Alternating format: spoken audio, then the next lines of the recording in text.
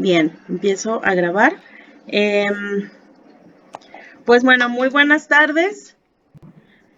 Muy buenas tardes a todos. Muchísimas gracias a todas y todos por estar aquí conectados el día de hoy. Bueno, para quienes no me ubican, yo soy Ivette Pavón, soy la coordinadora del área educativa de Casa SEM. Y nada más les platicaré muy brevemente de dónde nace esta iniciativa. En Casa SEM estamos llevando a cabo un proyecto para la implementación de una red de centros de acopio encaminada a fortalecerlos y a través de una participación colaborativa. Así que esta es la primera de una serie de charlas y elegimos este tema porque pues el uso y la gestión de los plásticos siempre suscita muchísimas dudas. Así que Aletia, una vez más te agradezco mucho haber aceptado la invitación. La doctora Aletia Vázquez es una experta y gran amiga, una experta en plásticos y gran amiga y aliada de Casa SEM. Y quiero leerles su reseña para que se hagan una idea de todo el conocimiento y todo el bagaje que tiene Aletia, que además de ser una gran persona, pues es una gran académica. Ella es ingeniera química por la UAM Azcapotzalco, es maestra en ciencias en integración de procesos por la Universidad de Manchester y es doctora en ciencias e ingeniería ambientales por la UAM Azcapotzalco. También es profesora investigadora en el Departamento de Energía de la Universidad Autónoma Metropolitana, Unidad Azcapotzalco, donde imparte asignaturas a nivel licenciatura y posgrado en temas relacionados con la gestión de residuos.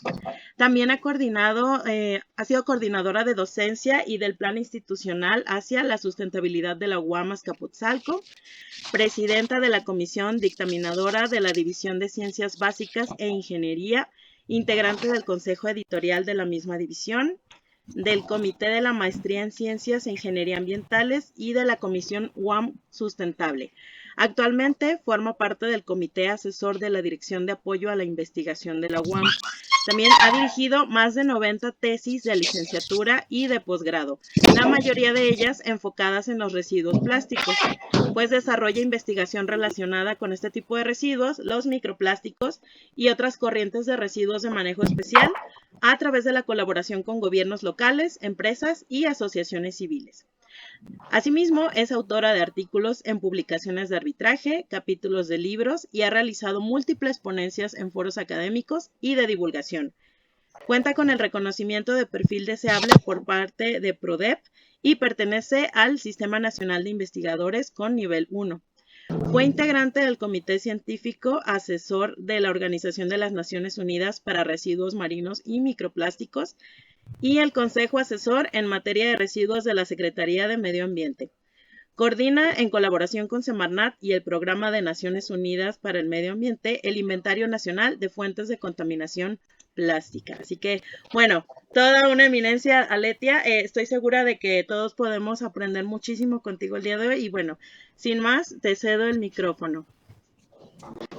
Buenas tardes, me da mucho gusto estar con ustedes. Como ya mencionó Ivette, pues tenemos el gusto de ser amigos y aliados de Casa SEM desde hace muchos años y cada uno desde nuestras trincheras pues estamos buscando el mismo propósito, ¿no? Que tener un futuro más sustentable. Voy a compartir mi presentación. Les voy a pedir que me indiquen en su momento si se ve bien.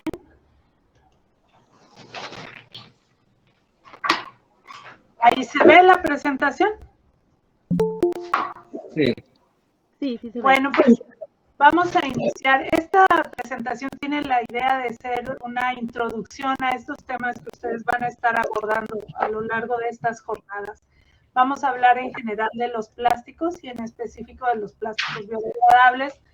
Y estos son los que vamos a abordar. Vamos a ver por qué son relevantes, qué son en sí los plásticos, cómo está la temática de los residuos plásticos y de su reciclaje, y terminaremos hablando de los biodegradables y con unas conclusiones.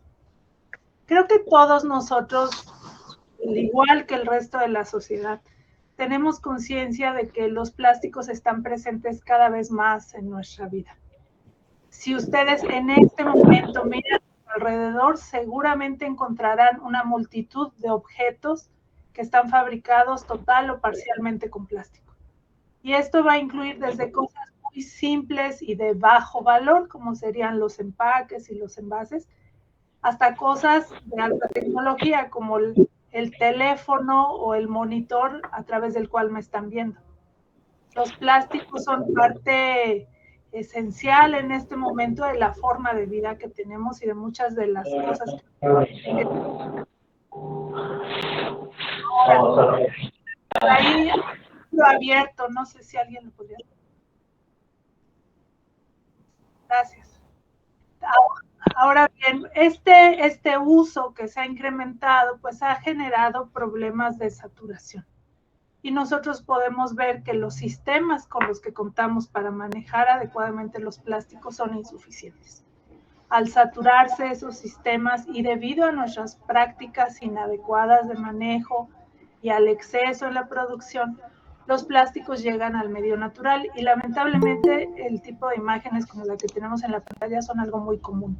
Basta con que salgamos a cualquier terreno baldío que esté cerca de casa y seguramente encontraremos residuos plásticos. Al entrar al ambiente, los residuos plásticos pues inevitablemente van a entrar en contacto con las especies vegetales y animales que están ahí. Y a través de las mismas se van a introducir a las cadenas tróficas. Y de hecho una preocupación muy general en este momento a nivel global es esta idea que poco a poco se va haciendo consciente de que los plásticos están incluso dentro de nuestro cuerpo. Se ha documentado y se han hecho estimados de las distintas vías por las cuales entran al cuerpo humano y también pues de los daños que pueden causar, que van desde la inflamación hasta el transporte de sustancias tóxicas. Toda esta situación pues ha llevado a la sociedad globalmente, a los gobiernos, a las asociaciones, a las industrias a buscar distintas soluciones. Sin embargo, si queremos buscar soluciones, primero tenemos que entender qué son los plásticos, porque aunque nos parezca algo muy obvio y muy evidente, hay ciertas sutilezas en los conceptos que nos van a ayudar a entenderlo mejor y por lo mismo a proponer soluciones más adecuadas. Los plásticos en general son materiales sintéticos, es decir, normalmente, salvo en el caso del caucho natural o el hule, se producen procesando recursos naturales. Tienen su origen en la naturaleza, como todo lo que usamos. Sin embargo, llevan un procesamiento y por eso se les conoce como sintéticos. Tienen algunas características en común.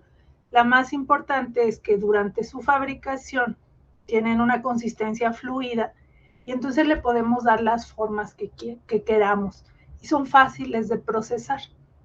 Debido a eso, pues se han vuelto muy, muy populares. Sin embargo, dentro de los plásticos vamos a encontrar un universo de materiales muy, muy amplio. Cuando hablamos de este tema, en realidad no es correcto hablar del plástico, sino de los plásticos, porque son muchísimos y pueden ser muy diferentes entre sí. ¿A qué se deben estas diferencias? Bueno, a la composición. En general, los plásticos o cada plástico va a ser una mezcla de dos familias de sustancias. Por un lado, una molécula muy larga en forma de cadena que conocemos como polímeros. Esa es la base de los plásticos, es su estructura, es como su columna vertebral. Y puede ser que un plástico tenga un solo tipo de polímero o que tenga más.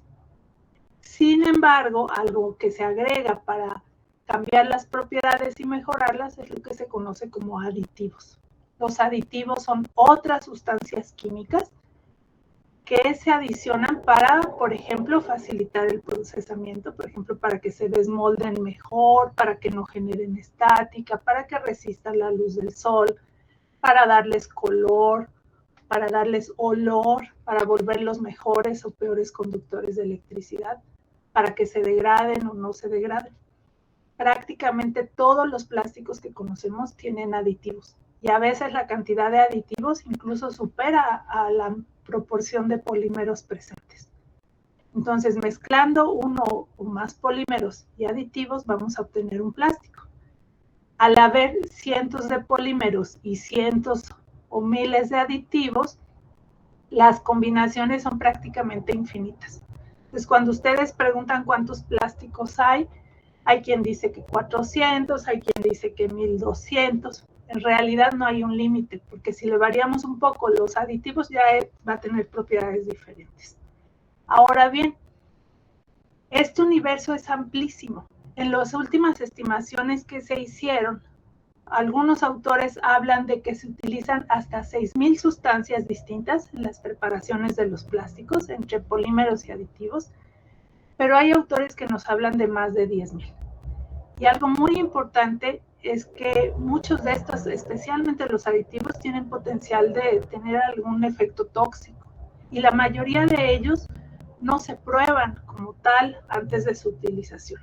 De hecho, si ahorita ustedes toman su teléfono y quitan la tapa o cualquier otro plástico, si acaso tenemos suerte, nos indicará cuál es el plástico principal, pero nunca nos va a decir qué aditivos tienen.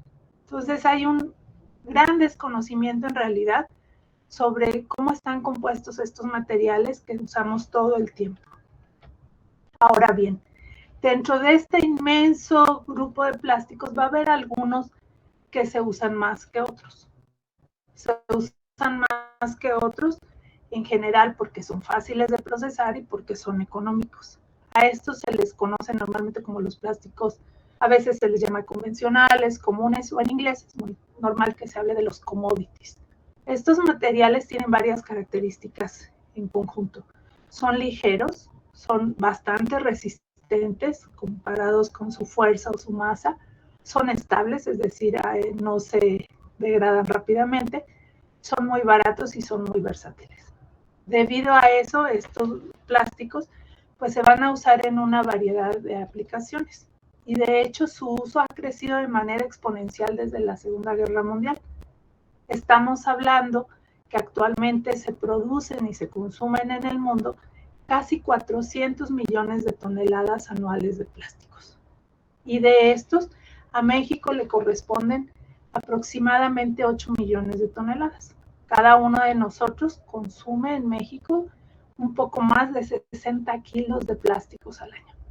Si ustedes traducen 60 kilos a bolsas, nos dan muchísimas. O si lo traducimos a botellas, igual, porque los plásticos son muy ligeros. ¿En qué los estamos usando? Bueno, una parte de los plásticos se usan en aplicaciones tan variadas como la medicina, la comunicación, el transporte, la agricultura. Sin embargo, aproximadamente la mitad de los plásticos que se producen en el mundo tienen aplicaciones de vida útil corta, es decir, que se desechan muy rápidamente a pesar de su durabilidad.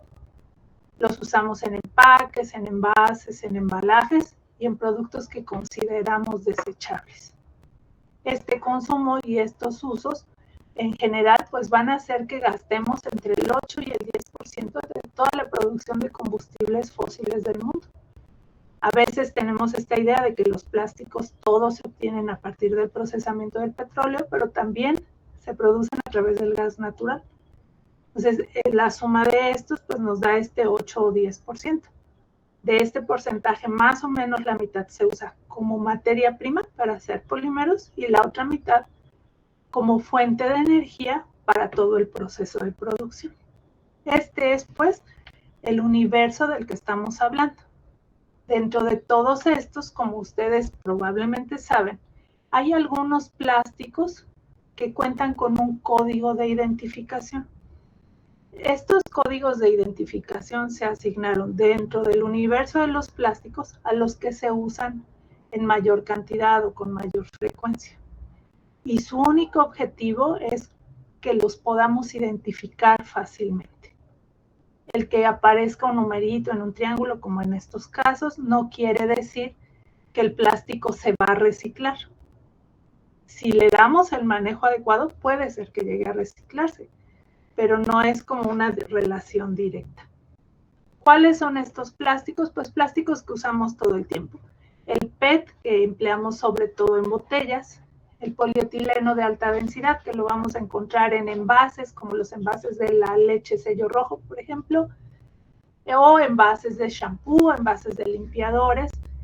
El PVC, que no solo está presente en tuberías, sino que es, por ejemplo, el blister de las medicinas o de los dulces o de muchos alimentos.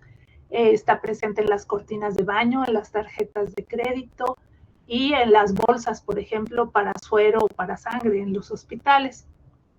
Tenemos el polietileno de baja densidad, que lo vamos a encontrar, por ejemplo, en muchas bolsas.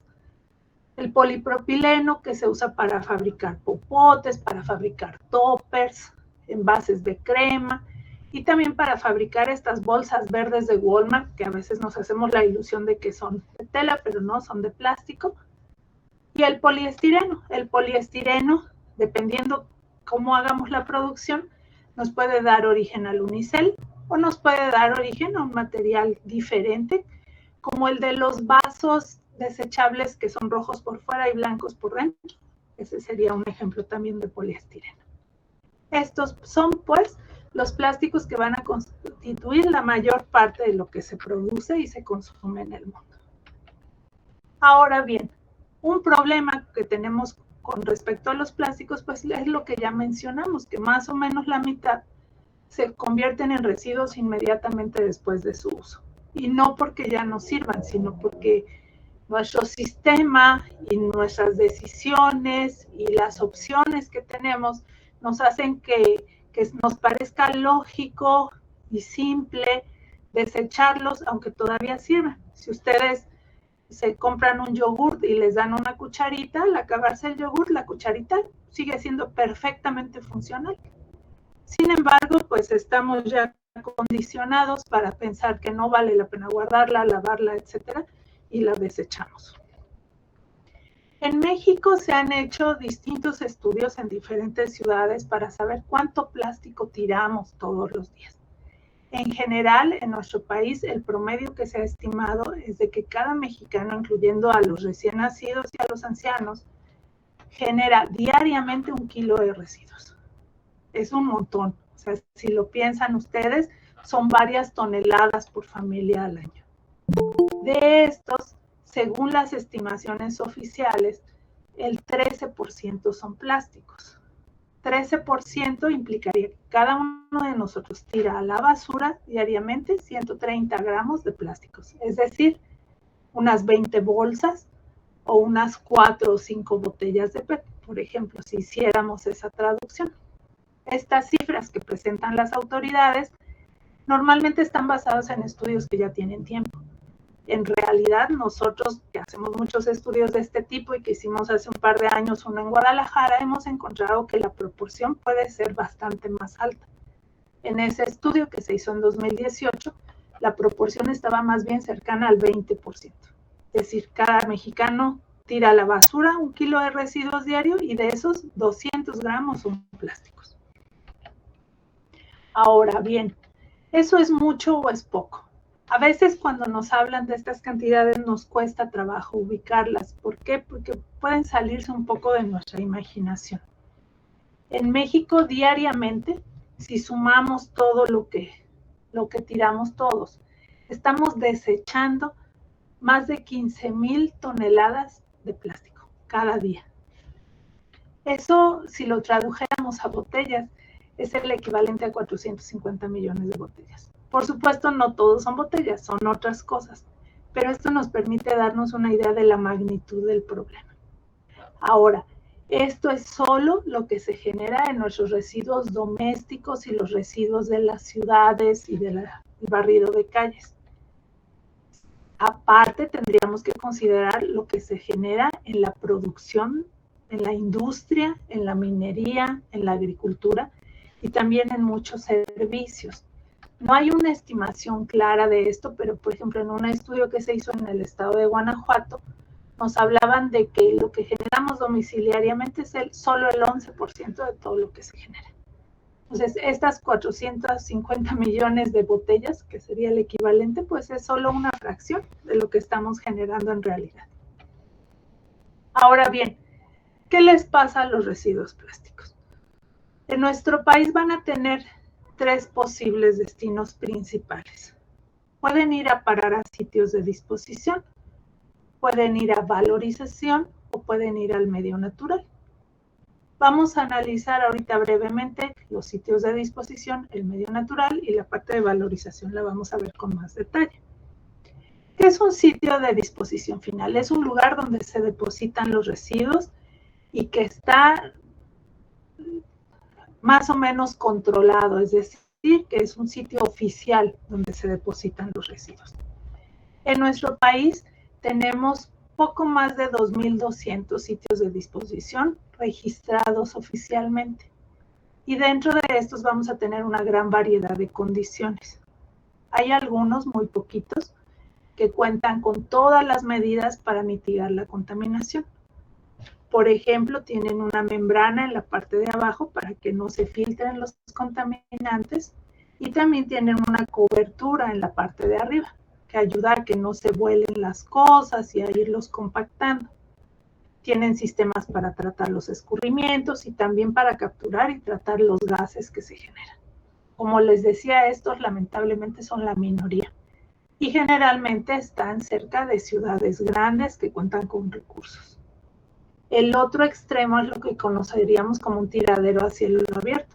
En un tiradero a cielo abierto simplemente se toma algún terreno y se depositan los residuos sin ningún otro tipo de medida de mitigación, que sería como el que tenemos en la foto.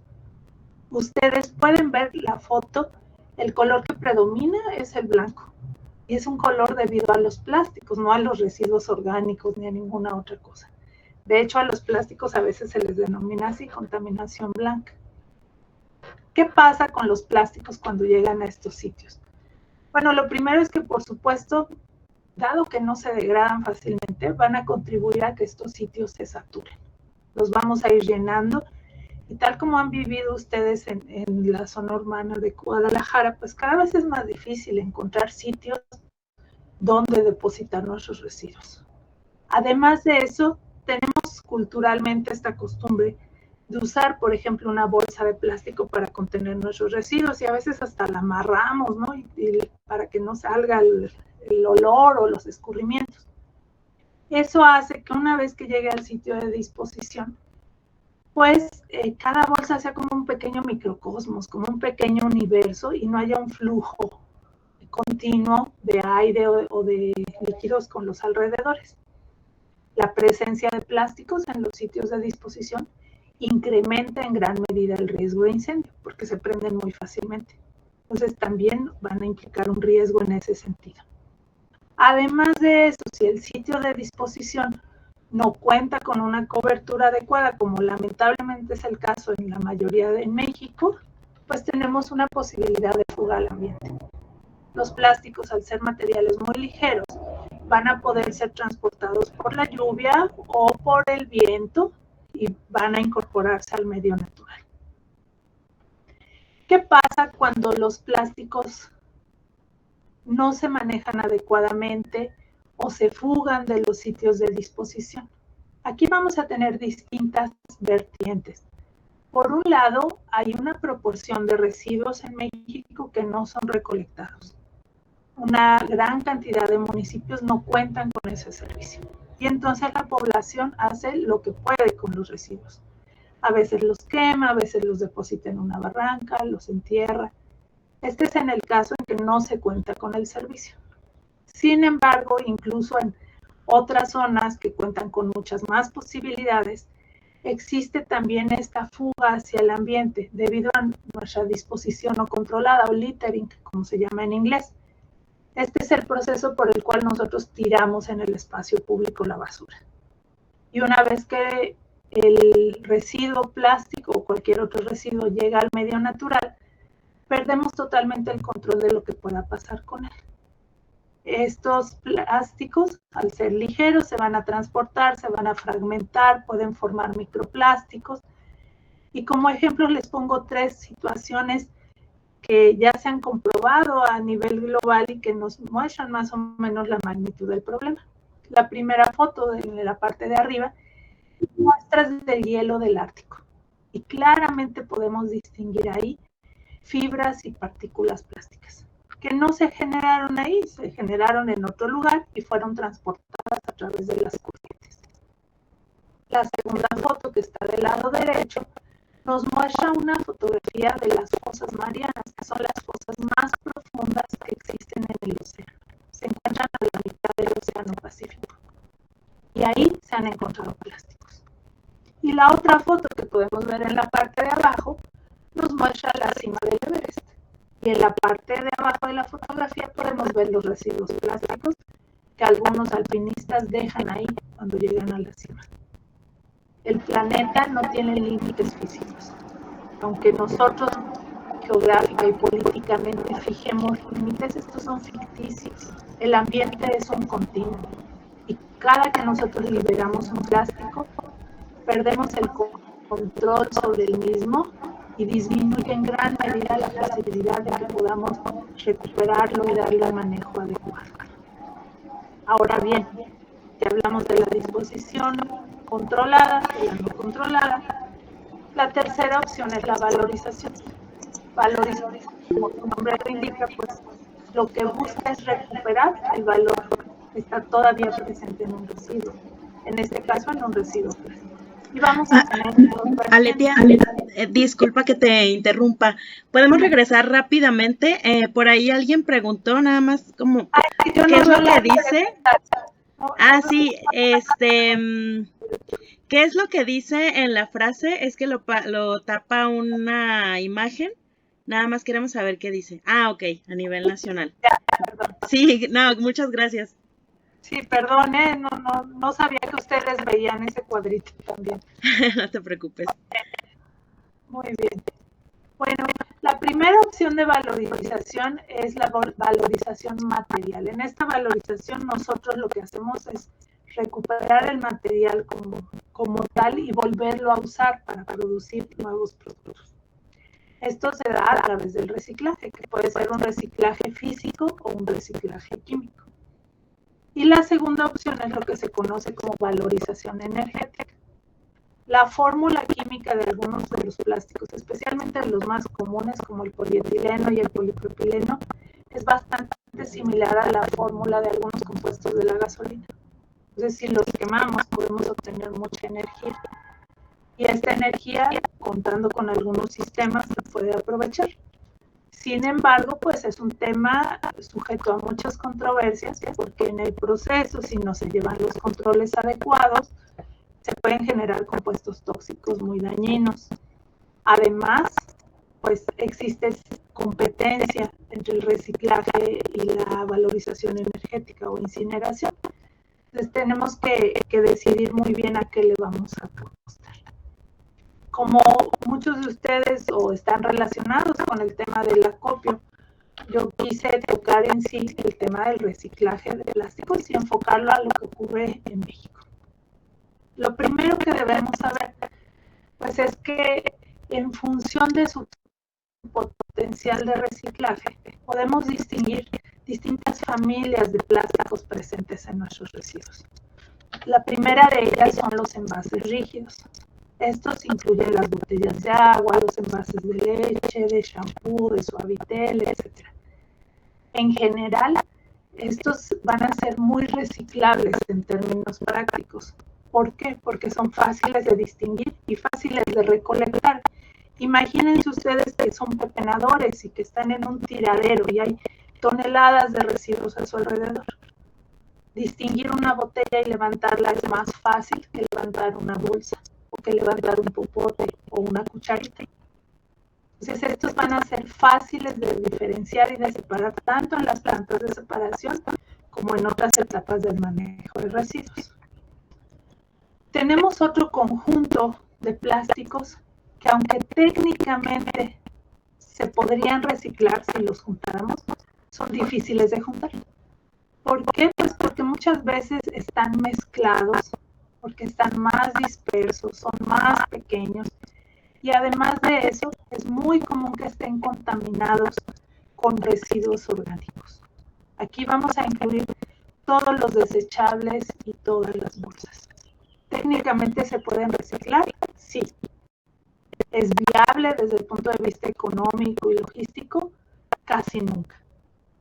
El tercer grupo, que va a estar presente en gran medida en nuestros residuos, son unos plásticos que aunque a nosotros nos parecen muy simples, en realidad no lo son. Muchos de los alimentos que consumimos actualmente vienen empacados en bolsas y muchas de esas bolsas, aunque a nosotros nos parece que es simplemente un plástico, pueden contener distintas capas de materiales que hacen que no solo sea difícil acopiarlos, sino que el reciclaje en sí sea mucho más complicado. Porque no están hechos de un solo material, están hechos de varios y eso lo dificulta en gran medida. Cualquier bolsa de verduras congeladas, por ejemplo, no es una bolsa común, no es igual a una bolsa transparente. Tiene mucha más tecnología metida. Y eso, aunque por un lado hace que los alimentos se preserven más y tiene ventajas desde algunos puntos de vista, por otro lado, pues nos va a limitar técnicamente la posibilidad de reciclaje. ¿Qué necesitamos nosotros? Bueno, el reciclaje, para ser viable, necesita que logremos acopiar volúmenes altos de plásticos homogéneos, es decir, que yo pueda separar por tipo y que estén lo más limpios posible. En la medida en que yo cumpla con estas características, el reciclaje se vuelve viable desde el punto de vista económico. Ahora, ¿cómo ocurre esto en México? En México, la recuperación de residuos se da a lo largo de todo el ciclo de vida de los productos plásticos. Hay una parte que se recupera durante la producción, que son los residuos, las rebabas, los sobrantes de los procesos productivos. Esos generalmente se comercializan muy fácilmente, hay un muy buen mercado, al igual que los residuos de envases y embalajes de las grandes cadenas comerciales. Conforme vamos avanzando, llegamos al punto donde nosotros usamos los productos plásticos. Y ahí ya va a depender mucho de qué hagamos con ellos. Puede ser que nosotros los separemos y los llevemos a un centro de acopio o los entreguemos a algún lado. Puede ser que los entreguemos separados a nuestro sistema de recolección. Dependiendo de dónde vivamos, puede ser que en la recolección los trabajadores separen cosas o no lo hagan. En algunas ciudades de México habrá plantas de separación, en otras no, y finalmente llegarán a disposición final. Y en muchos sitios de disposición habrá gente también recuperando plásticos para comercializarlos. Generalmente, la parte de acopio, donde se van conjuntando estos volúmenes, va funcionando de manera creciente, es decir, tenemos pequeños acopiadores que a lo mejor juntan residuos de manera individual y luego los venden a otro que ya tiene un pequeño local y ese se lo vende a otro y ese se lo vende a otro. Además de ir acopiando, los plásticos se tienen que ir acondicionando.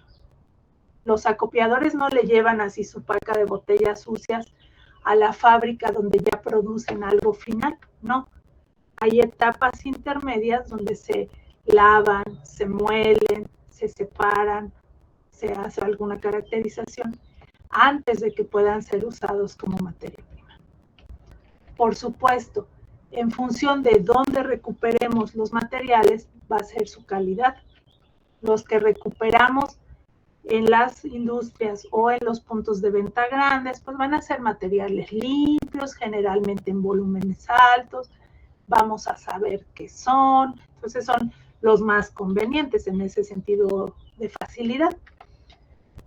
Lo que generamos ya los usuarios, que es lo que se conoce como postconsumo, si somos buenos recicladores, digamos, pues los vamos a entregar limpio, pero va a estar disperso. ¿A qué me refiero con disperso?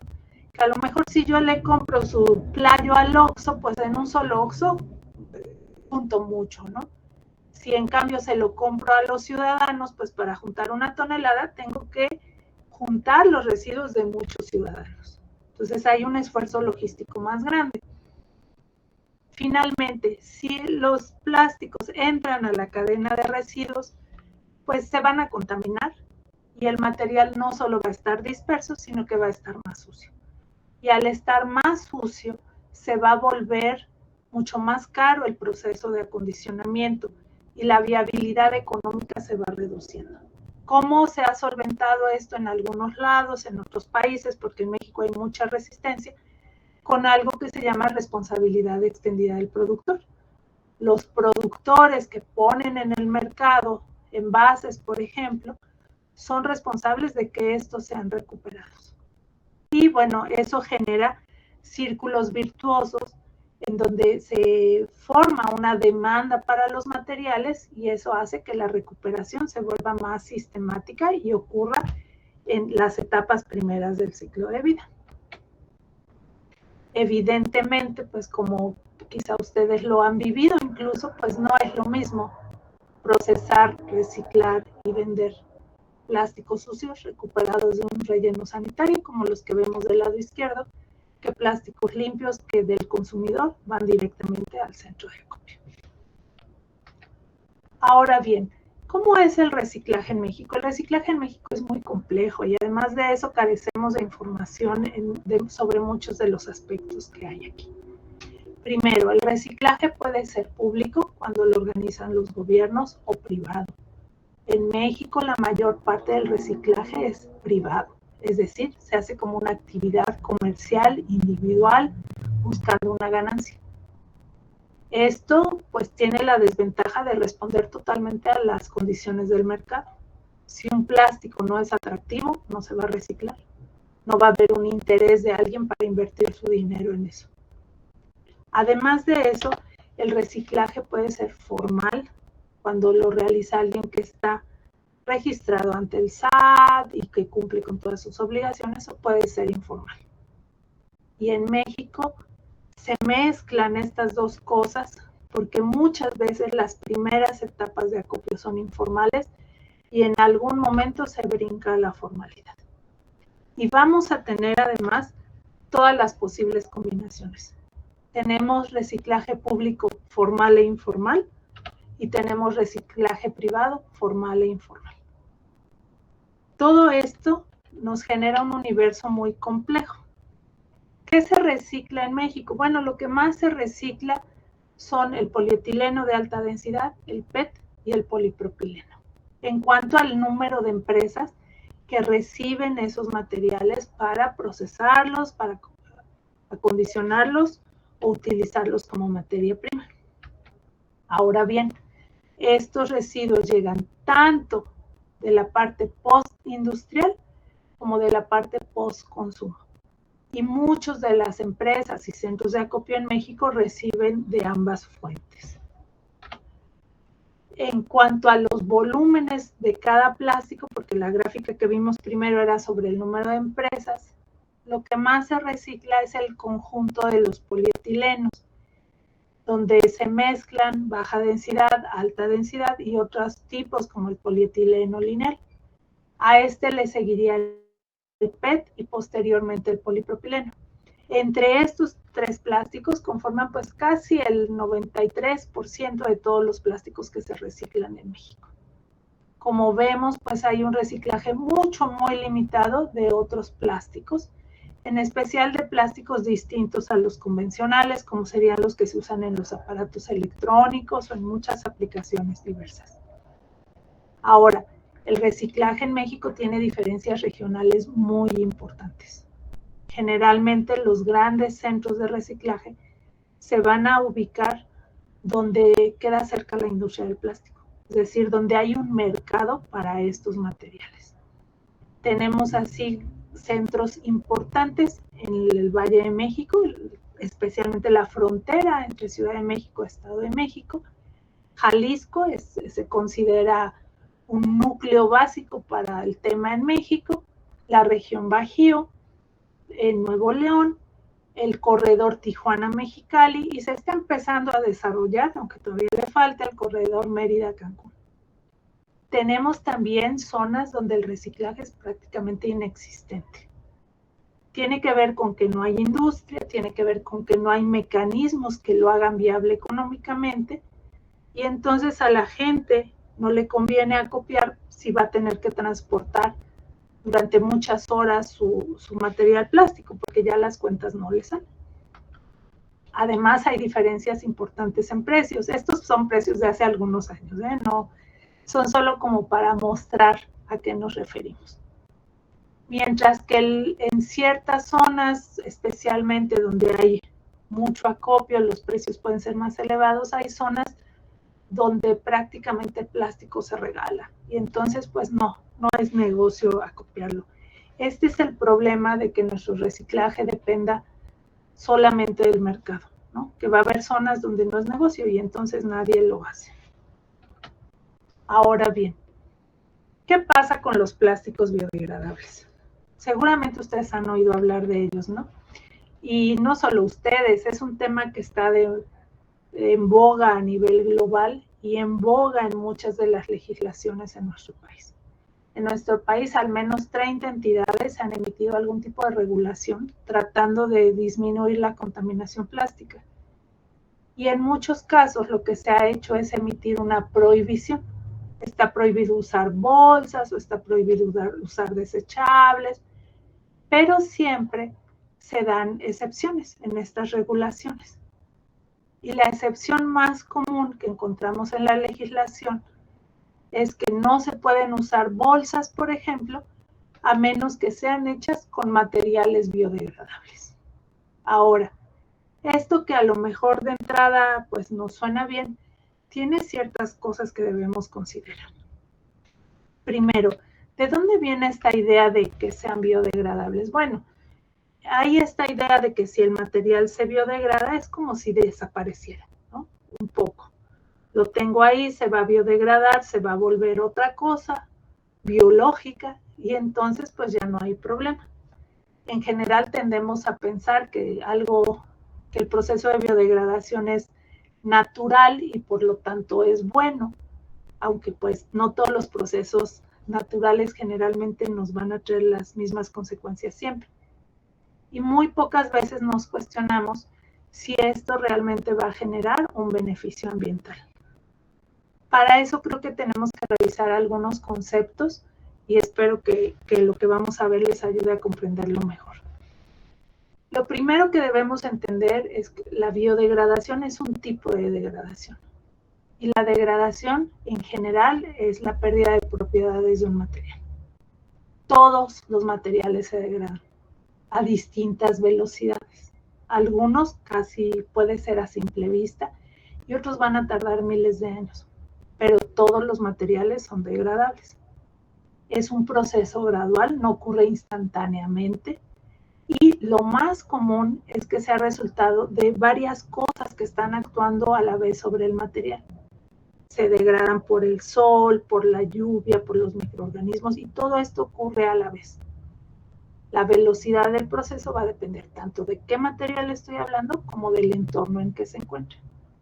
Y algo muy importante es que no hay una escala directa para medir biodegradación. O sea, no hay una escala que diga, pues si tiene tantos puntos, si es o no es. No, esto se refiere siempre, la degradación, a las condiciones en que se realiza. ¿Y es algo bueno o malo que algo se degrade? Depende cuál sea nuestro objetivo y depende de las condiciones que tengamos. ¿De qué va a depender la velocidad? Bueno, primero depende del material en sí. Hay materiales que de manera natural se van a degradar más fácil que otros. Una hoja que está compuesta sobre todo por celulosa se degrada más fácil que una roca que está compuesta de otro tipo de minerales. Entonces, la estructura química es una fuente muy importante para saber si la velocidad va a ser rápida o no. Pero no solo eso, depende también de dónde lo pongamos. En general, mientras más expuesto esté un material a la radiación, al viento, a los microorganismos, va a ser más rápida su biodegradación. Y algo muy importante es que no depende de si el material se fabricó a partir de plantas o de residuos, depende de la estructura química final que tenemos. En ese sentido, es muy común en el caso de los plásticos que esta confusión sea muy generalizada. Muchas personas, incluyendo a muchos legisladores que generan regulaciones, asumen que si un plástico se fabrica a partir de plantas va a ser biodegradable. La realidad es que no es así. Yo puedo sembrar maíz, procesarlo y producir PET, por ejemplo. Y va a ser PET que no es biodegradable, igual que el PET que se obtiene del petróleo.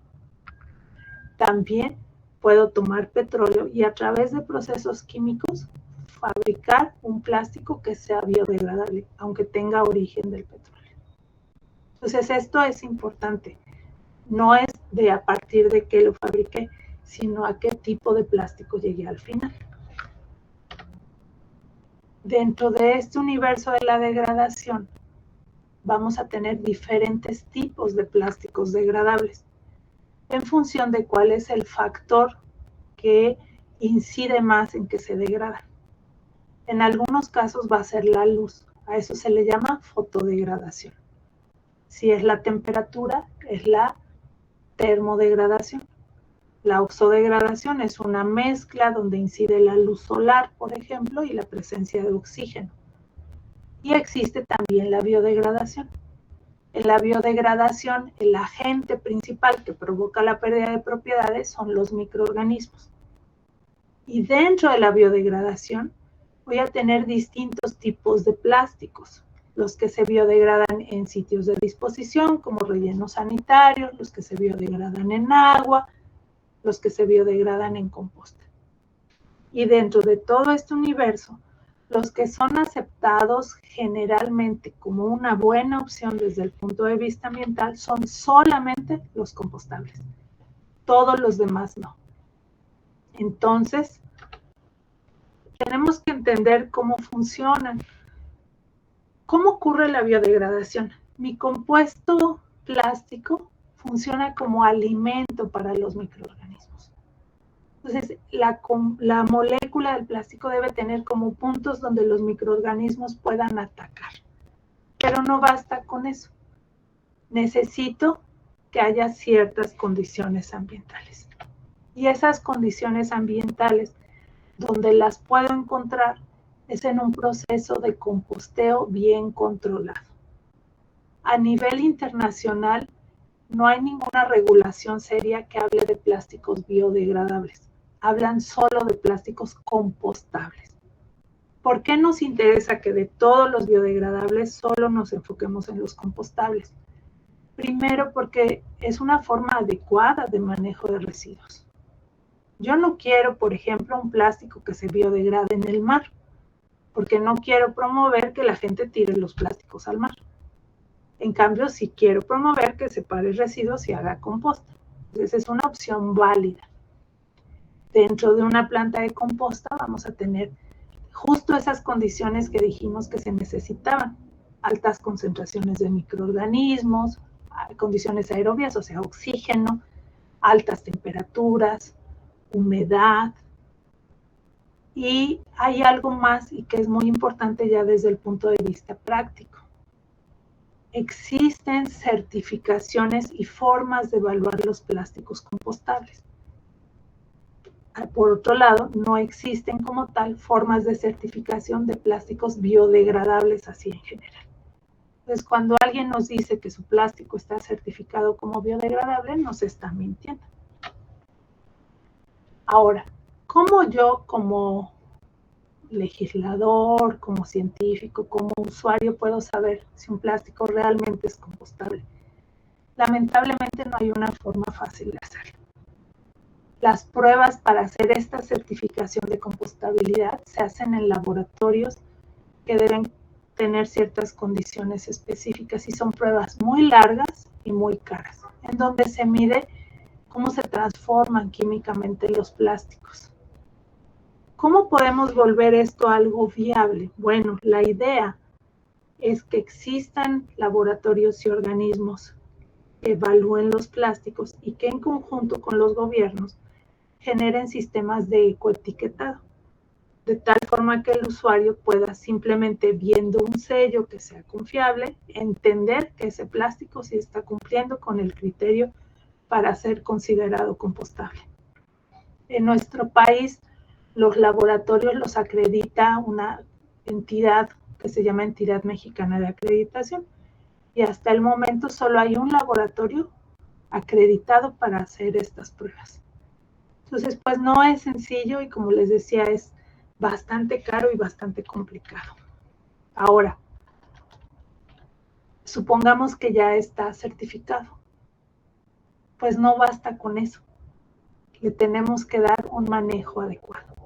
Y aquí me gustaría invitarlos a reflexionar sobre algo. Generalmente si a nosotros nos preguntan, vamos a contestar que los residuos orgánicos, como los alimentos, el papel, se degradan, ¿no? Son biodegradables y muy rápidamente. Creo que la mayoría contestaríamos que sí. Sin embargo, lo que yo les muestro en la foto de la derecha, es una imagen de un libro impreso en 1493, que todavía existe. ¿Cómo es que ha sobrevivido 5 siglos si está hecho de papel y el papel se degrada muy fácilmente? Bueno, porque no basta con que el material sea biodegradable o compostable. Tenemos que llevarlo a un sitio donde esto ocurra. A veces creemos que el hecho de que un plástico sea compostable es suficiente y no importa lo que yo haga con él. No es así. Si no le doy las condiciones adecuadas, no se va a degradar. ¿Qué pasa si lo tiro con el resto de mis residuos y se va a un sitio de disposición final? Pues no sabemos, porque va a depender mucho de cómo opere ese sitio. Y aunque a veces creemos que en esos sitios todo se degrada, la verdad es que no es así.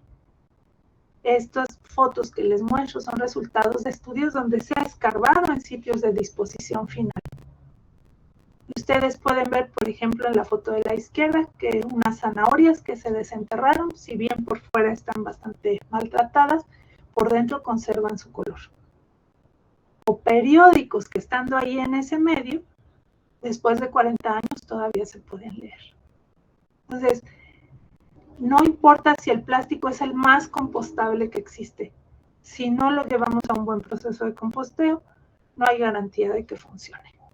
Y lo único que estamos haciendo es usando, produciendo materiales que son más caros, que son más complejos y que al final no nos están generando un beneficio ambiental. ¿Cuándo sirven entonces los plásticos compostables? Para que tengan de verdad un beneficio ambiental tendríamos que juntar muchas condiciones. La primera, tener mecanismos suficientes y accesibles para la certificación de los mismos. Laboratorios, procesos que hicieran que sea algo un poco más económico. Tenemos que contar con los sistemas que permitan transmitir la información a los ciudadanos a través del ecoetiquetado, porque no se trata de que cada uno de nosotros haga sus pruebas. Pero esta es la primera parte. Necesitamos también separar nuestros residuos. Los plásticos compostables tendrían que separarse con la fracción orgánica e irse con esa fracción a un proceso de composteo a gran escala. Si no cumplimos todas estas condiciones, en realidad el beneficio de los plásticos compostables ambientalmente, si es que existe, va a ser muy, muy marginal. Y tendríamos que preguntarnos si realmente vale la pena. Me gustaría cerrar esta charla con algunas ideas finales. Primero, pues reflexionar acerca de cómo los plásticos generalmente en la actualidad siguen este flujo lineal en el cual extraemos materia prima, producimos cosas, las utilizamos y luego las desechamos. Como ya seguramente ustedes han oído, este modelo lineal no es sostenible porque la Tierra no produce materia prima de forma indefinida y tampoco puede procesar de forma indefinida las emisiones y los residuos que generamos. Lo que se ha propuesto en general tiene distintas aristas, como disminuir la producción o tratar de que los materiales se mantengan en uso el mayor tiempo posible, a través de la reutilización, a través de la mejora en los procesos de producción, a través del proceso de reciclaje. En estos diagramas que estamos viendo, mientras más pequeñito el círculo, es mejor en términos de eficiencia económica y ambiental. Mientras no tengamos que regresar tanto en el ciclo de vida, pues el esfuerzo global que se requiere es menor. En este contexto, ideas como la biodegradación o la valorización energética, pues nos van a generar beneficios ambientales mucho menores que las otras alternativas. Y esto lo podemos aplicar a los plásticos, pero también a otros residuos de este tipo de flujo de los que conocemos como inorgánicos. Ahora, ¿qué está pasando globalmente? Globalmente tenemos tendencias que se están viendo reflejadas en un nuevo acuerdo que se está gestionando, en el cual participa Sofía de Casa SEM, y en el que hay diversos intereses y distintas posturas. Naciones Unidas está promoviendo, junto con la Fundación Ellen MacArthur, principios en los que se busca eliminar los plásticos que son innecesarios o que son problemáticos en su manejo o por el riesgo que implican para el uso general en términos de toxicidad. Garantizar que todos estos plásticos de vida útil corta se puedan reutilizar, reciclar o llevar a composteo de forma exitosa y generar toda la infraestructura que necesitamos para que esto se lleve a cabo. Estos son grandes objetivos que resultan muchas veces muy complejo traducir a acciones concretas a nivel nacional y a nivel local. Y en este sentido, en la medida en que nos informemos, en la medida en que nos organicemos, en la medida en que presionemos a las empresas, presionemos a las autoridades, pues va a ser mayor la probabilidad de que incidamos favorablemente. Con esto terminaría y con mucho gusto les dejo mi correo electrónico por si tuvieran posteriormente alguna duda, y ahorita con mucho gusto también respondo a las preguntas de que haya.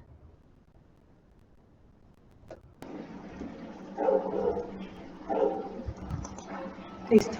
Pues muchísimas gracias, Aletia. Fue muy enriquecedora como siempre la charla. Veo que hay una mano levantada de Verónica García. Adelante. Hola, ¿cómo están? Hola. Bueno, buenas tardes y gracias por la plática. Oye, yo tengo una pregunta en varios, como resumen de todo lo que escuché. Bueno, en este caso, me quiero centrar en, comentaban que no porque creamos que los plásticos vienen de productos alimenticios, hablas de maíz o algunas otras cosas, son biodegradables o compostables, porque pueden producir plásticos que no caen en este rubro.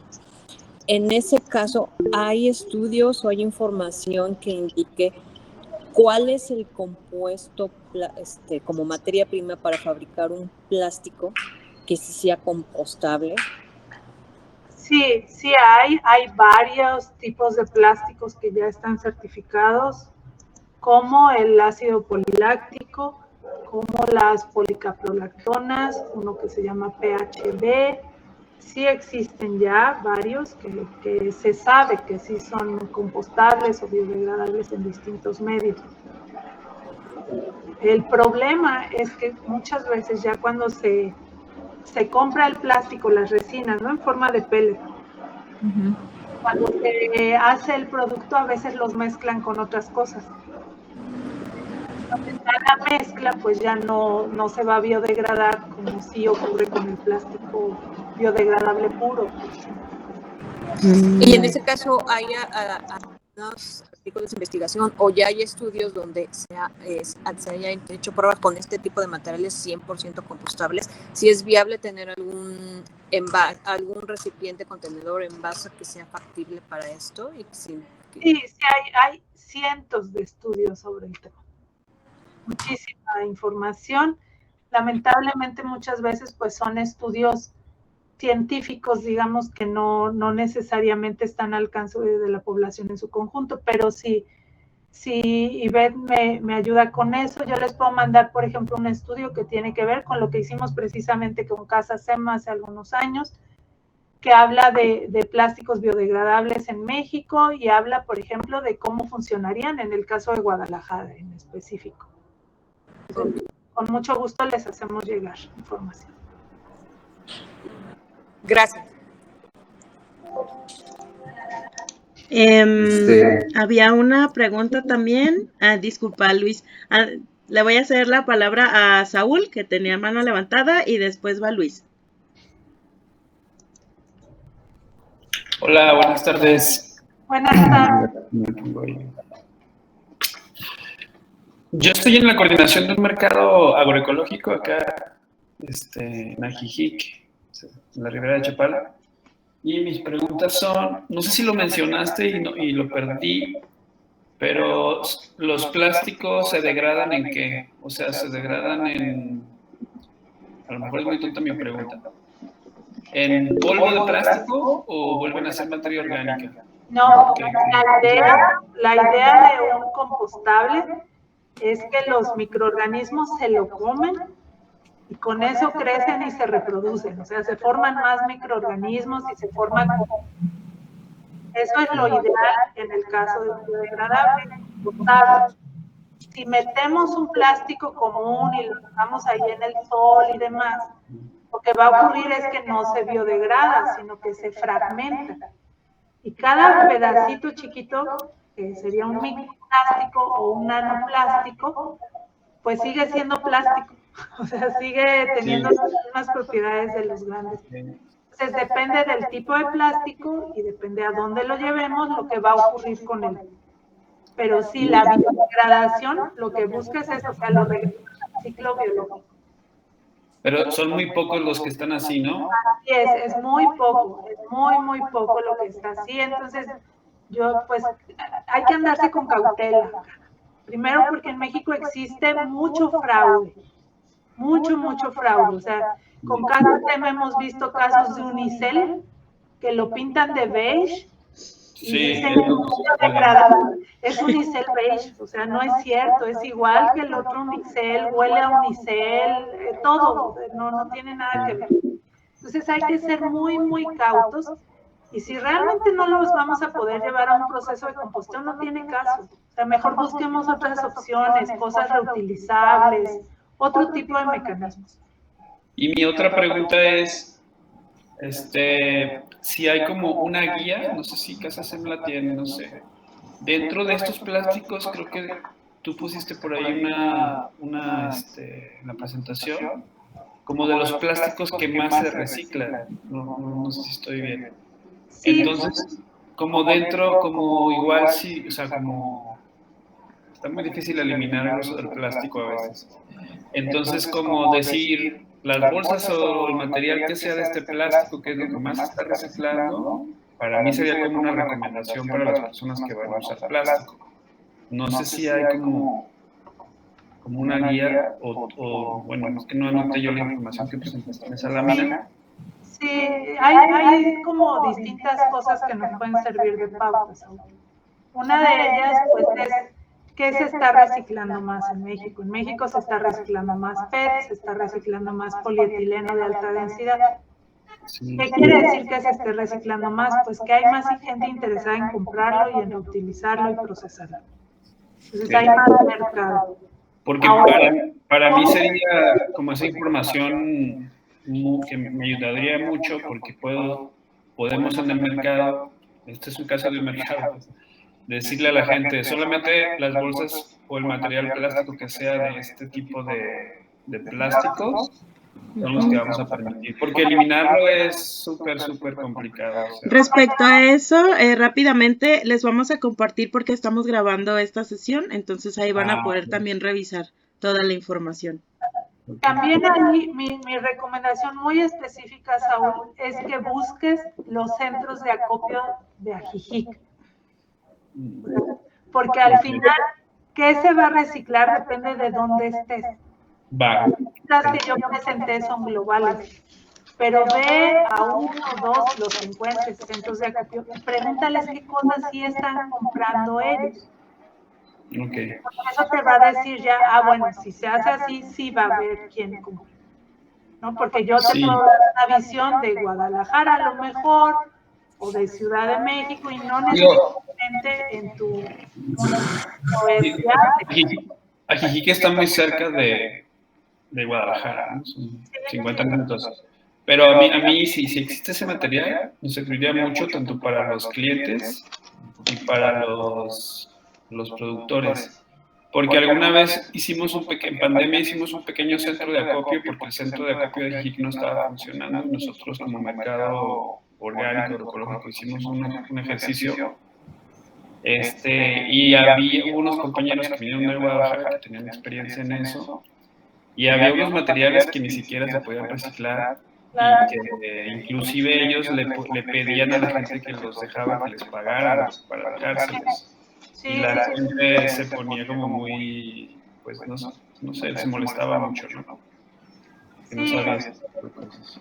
No, pues al final debes tener cuidado, o sea, si tú empiezas a copiar y no tienes como la prudencia de revisar antes qué sí, cómo, dónde, qué va a ocurrir, te puedes meter en un problema, como Sofía Chávez menciona en el chat, pues hay plásticos que incluso pueden ser tóxicos, ¿no? O plásticos que a lo mejor los acopias y luego no sabes qué hacer con ellos, entonces sí vale la pena investigarlo un poquito para que si se va a copiar, pues sean cosas que tengan sentido desde el punto de vista logístico y operativo y también desde el punto de vista de seguridad.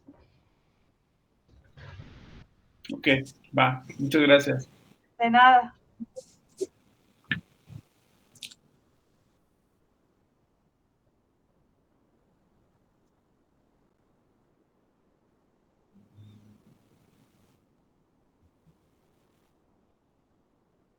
Sí, claro.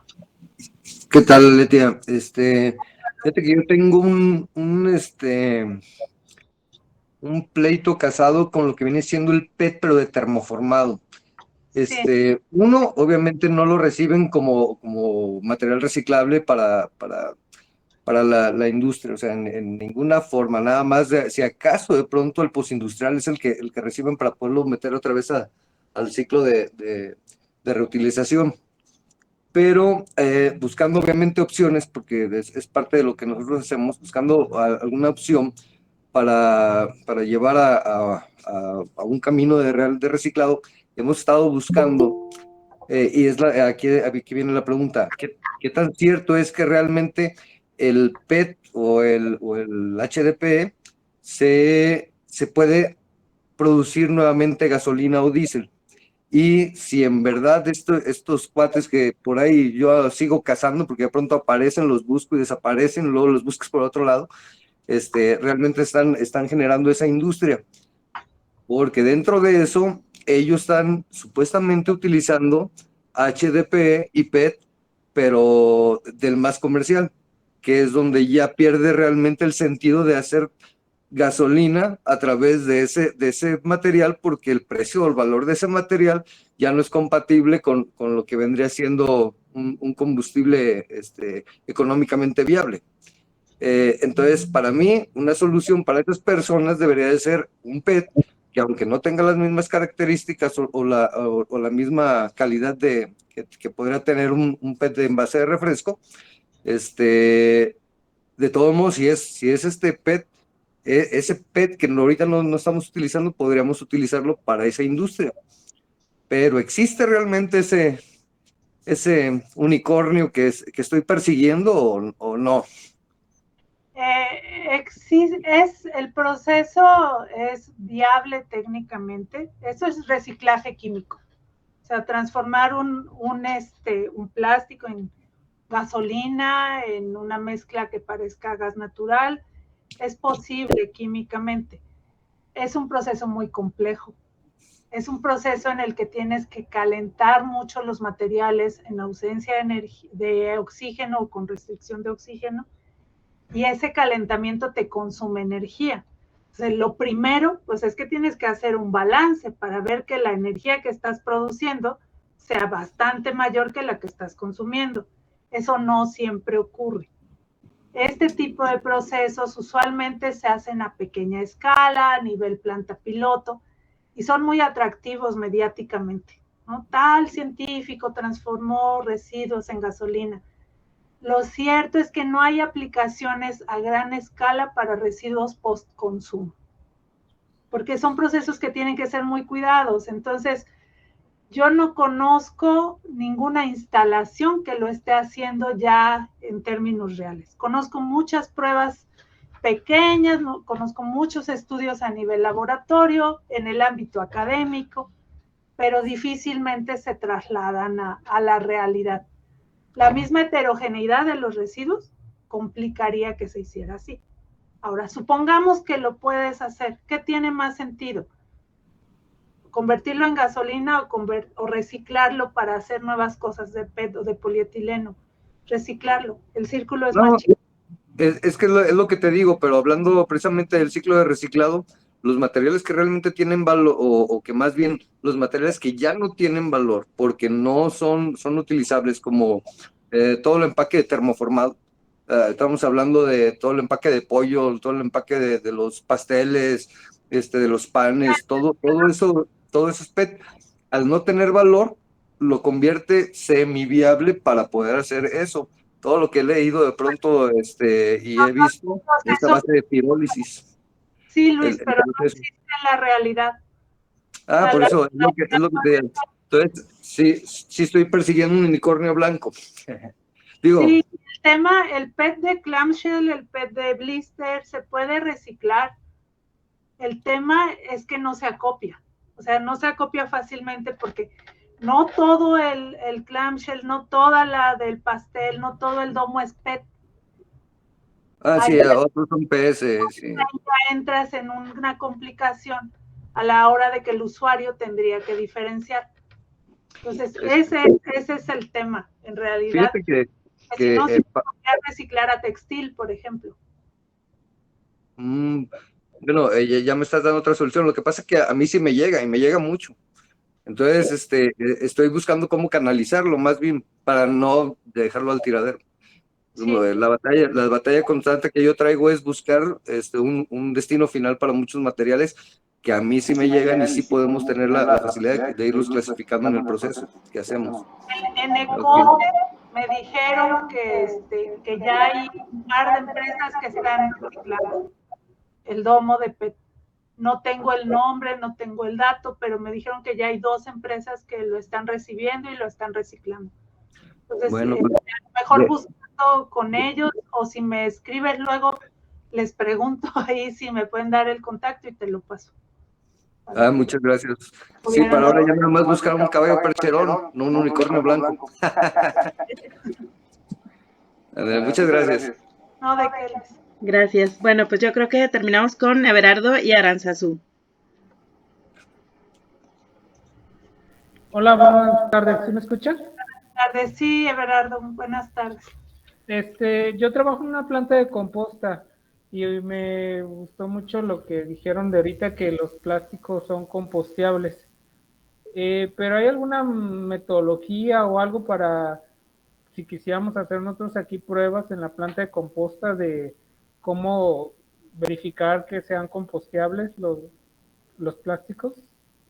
Bueno, uno lo puede hacer directamente metiéndolos y viendo qué pasa. El riesgo es que, pues, si no lo son, ya echaste a perder tu lote de composta, ¿no? O vas a tener ahí residuos de otros plásticos. Nosotros acabamos de correr 2 pruebas en escala real, en plantas de composta, en la del Politécnico y en la del Bosque de Aragón, acá en Ciudad de México. Si lo quieres hacer a nivel laboratorio, o sea, en más chiquito, pues sí están las metodologías. O sea, básicamente se hacen reactores de 2 litros que tienes que mantener a 58 grados durante 6 meses y capturar el gas, y en el gas medir el dióxido de carbono. La prueba como tal en el mercado internacional cuesta $23,000, porque aunque no es muy compleja, sí requiere muchísima atención.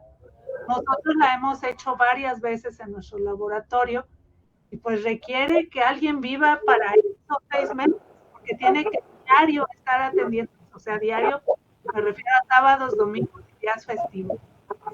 Entonces, pues si quieres una prueba como muy certera, es esa, o tú puedes hacer pues pruebas en pilas donde mantenga ciertas condiciones controladas, pero no es tan simple.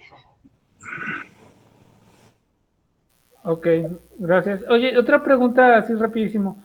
no me quedó muy claro porque dices que si el origen de un plástico puede ser del petróleo, puede ser composteable y uno del maíz puede no serlo. O sea, yo pensaría que si, que si viene del maíz es degradable, ¿eh?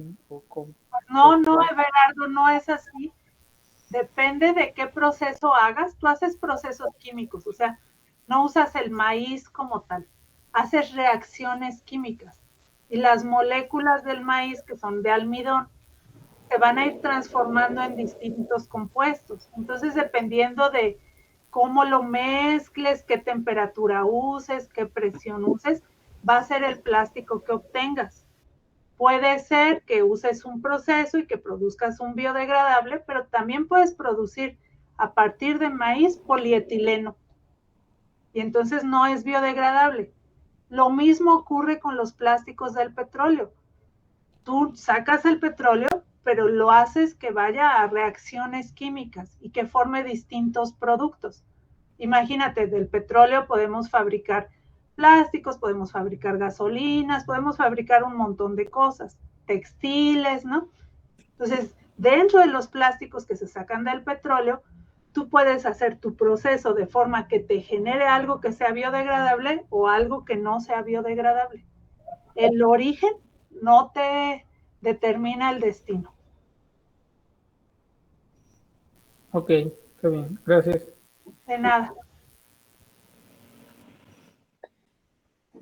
Bueno, creo que sigo yo, ¿verdad? Gracias.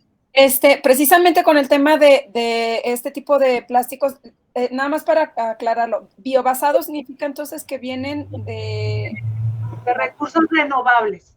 Okay. ¿No? Básicamente plantas, algas, hongos, microorganismos, cosas así. Ok. Y ahora que mencionas unicel que es como cafecito, yo me he fijado en la bolsa que dice que es de, bueno, obviamente es poliestireno, pero además que tiene un porcentaje de, creo que, no me acuerdo si decía maíz o agave.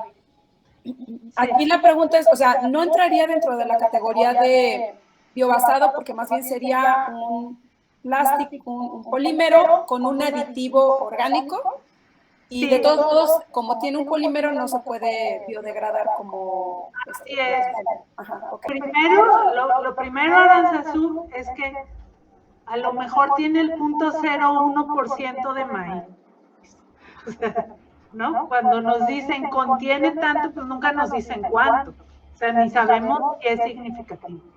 Ahora, ¿qué pasa si yo mezclo unicel con maíz, con agave, con lo que sea? Pues a lo mejor el agave y el maíz se van a degradar, el unicel no. Se va a quedar ahí, se va a fragmentar y va a formar microplásticos. Es greenwash. Sí, no, yo estoy totalmente en contra, nada más quería como entender cuál era como químicamente o esta parte, ¿no? Y también la otra me voy a sumar a una de las preguntas que creo que fue Luis sobre que tenías un contacto por ahí para que Cose te dijo que tenía un contacto para los plásticos estos como las conchitas y eso. Creo que ese dato nos podría servir a toda la red. Sí, puedo preguntar. Si me dan en ECOSE, si me pueden pasar el nombre de la empresa y ya si me lo dan, porque ya ven que luego las asociaciones también tienen mucho celo de información, con mucho gusto se los hago llegar a través de ellos. A mí también me interesa. Sí, claro que sí, si nos los dan, que se los dan a todos. Si gustan, ya a través de mí, ya puedo yo tener esta vinculación con Aletia y compartimos esta información. ¿Ibas a comentar algo más, Aranzazú? No, ya sería todo, gracias. Bien, pues, ¿te parece, Aletia, si terminamos con Saúl Polino? Sí, claro que sí. ¿Me escuchan? Sí. Sí. Yo nada más le iba a abonar ahí a Luis de ese tema de la planta esta que dice que convierte plásticos a combustibles. Porque a mí también el otro día me preguntaron eso en Ajijic y yo trabajo con otro proyecto que es un poco de energías. No soy experto, pero luego ese tipo de cosas yo siento que alientan más la producción de plásticos. y justo me ha tocado ver varias veces, no sé si a los demás también, de que avientan este tipo de proyectos porque ahorita en internet puedes hacer lo que tú quieras, o sea, hay hasta empresas que se dedican, que tienen muchísimas páginas y te hacen verdad algo. Entonces, siempre es como, en mi opinión, como cuestionarnos qué tanta energía requiere qué cosa, ¿no? Porque a veces también luego terminan este tipo de proyectos, me ha tocado con varios, de que dicen que como van a ir en contra de las grandes empresas de combustible, entonces lo que pasa es que las grandes empresas los empiezan a perseguir y los matan, ¿no? O sea, o terminan así en proyectos que nunca realmente los ves, o sea, yo he visto ese video de esos chicos y realmente en el video pues no se ve mucho cómo procesan nada, no explican mucho, dejan ahí como la idea volando, ¿no? Y como tú dices, químicamente podrá ser posible, pero por ejemplo, para que una refinería funcione y una refinería que transforma petróleo a gasolina o diésel, son procesos súper complicados, con equipos carísimos, pues lo estamos viendo en la nueva refinería que se está haciendo en Tabasco, el tiempo que toma que todos esos equipos procesen, ¿no?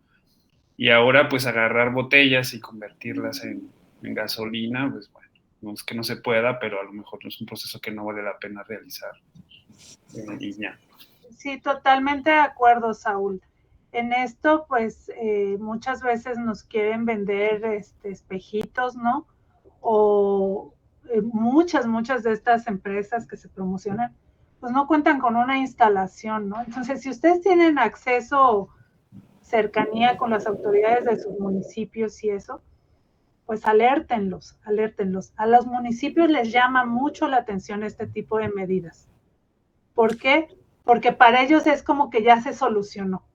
O sea, ya no tengo que educar a la población, no tengo que hacer recolección separada, metemos todo acá, mágicamente se vuelve gasolina y ya con esos todos felices, ¿no? Sin que nadie tenga que cambiar su conducta o su comportamiento. Fíjate.